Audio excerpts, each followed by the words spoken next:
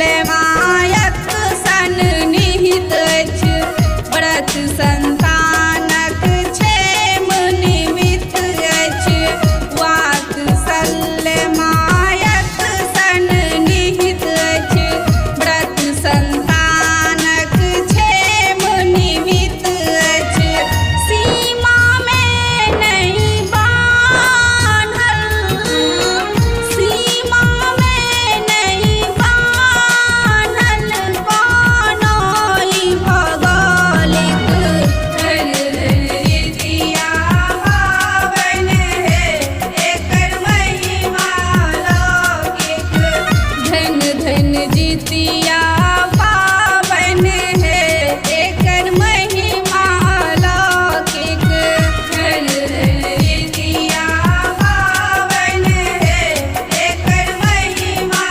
लौकिक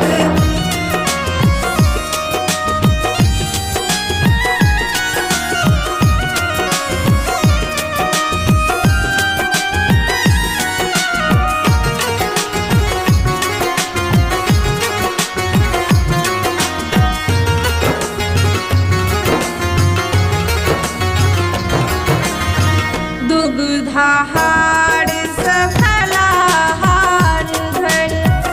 अनिलाहार सनीराहार धर दुग्धाहार सफलाहार धर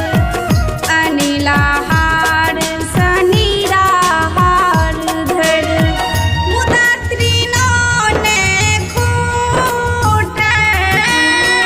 मुदा तीनों ने खूटे सरी बहुबंधन मौलिक धन रीतिया पावन है एकर महिमा लौकिक धन धन जीतिया पावन है एकर महिमा लौकिक धन धन रीतिया पावन है एकर महिमा लौकिक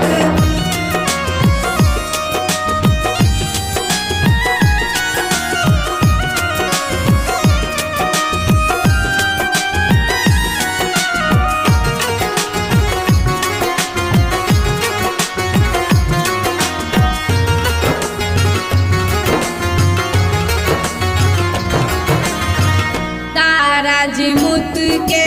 तू के कहलन जिमुत वाहन के प्राण बचौलन तारा जिमुत के तू के कहलन जिमुत वाहन के प्राण बचौलन राजू सब मायक हो मैं राजू सब मायक हो मैं स्नेह मौलिक धन रीतिया पावन है एकर महिमा लौकिक धन धन जीतिया